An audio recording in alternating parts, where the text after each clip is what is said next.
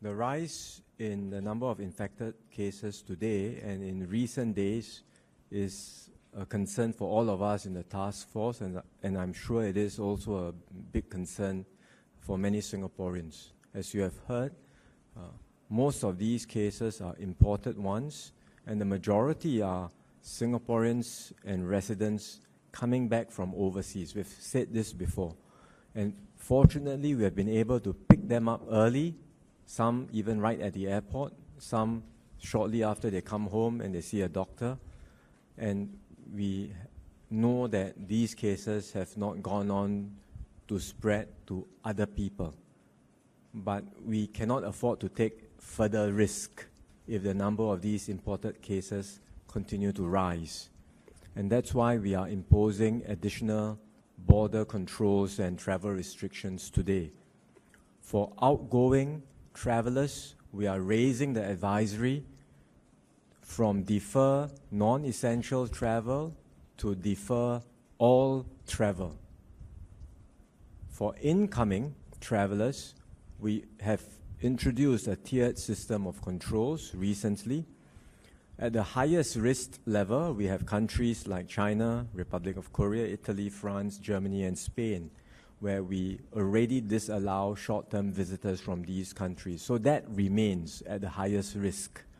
At the next tier, we have countries like UK, Switzerland, Japan, and the ASEAN countries, and all visitors with recent travel history in these countries have to serve a 14-day self-isolation period in Singapore, a stay-home notice in Singapore.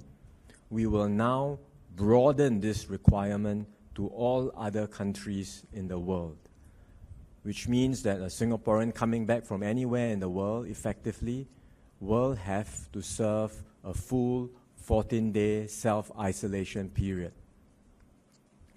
Even with these controls, we have to be mentally prepared for the number of imported cases to continue rising in the coming days.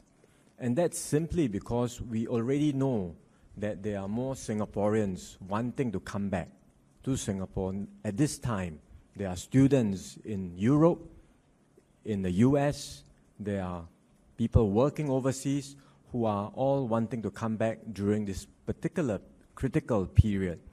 And we have to expect, given the way the virus is transmitting overseas, that some of the returning Singaporeans will also be infected. So with all these measures in place, we have to be still mentally prepared that in the coming days, the number of cases will still go up. But at least with the new measures, we can ensure that all arrivals into Singapore will be required to self-isolate for a full 14 days, and we will enforce this requirement strictly. So even if there are more cases amongst the returnees, we can isolate them and treat them and minimize the risk of the virus transmitting more broadly to other Singaporeans. So that's our key objective. And with these measures, we hope we can limit the number of new imported cases and continue to slow down the spread of the virus in Singapore.